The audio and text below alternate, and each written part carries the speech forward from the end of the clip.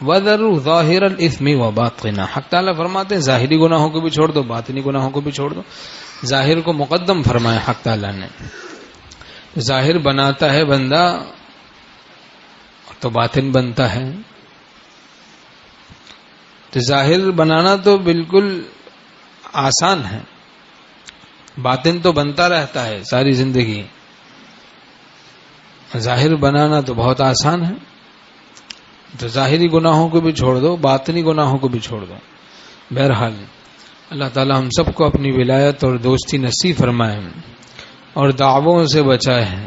دعویٰ عجب سے ہوتا ہے اور حق تعالی دعوے کو توڑ دیتے ہیں، تو دعوے سے بچنا چاہیے.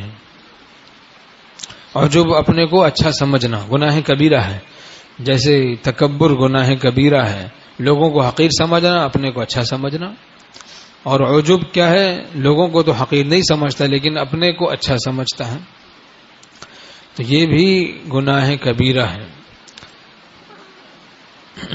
اپنے کمالات کے اعتقاد سے حضرت حکیم الامت تھانوی رحمۃ اللہ علیہ فرماتے ہیں اپنے کمالات کا اعتقاد ترک عمل کا سبب ہے.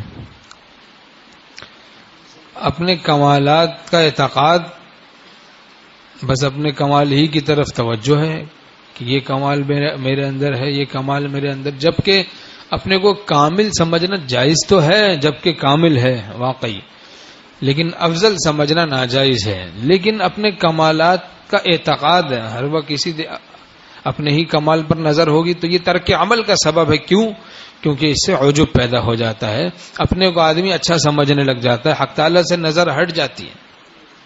اور یہ بڑی خطرناک چیز ہے، فتنہ غیبوبت جس کو کہتے ہیں، کہ یہ فتنے میں مبتلا ہو گیا، عافیت کی نعمت اس سے سلب ہو گئی. گویا کہ اس کا دل فتنہ غیبوبت میں مبتلا ہو گیا، غائب ہو گیا، حق تعالیٰ کے حضور میں اب اس کا دل حاضر نہیں رہا. تو یہ تو بہت ہی خطرناک فتنہ ہے.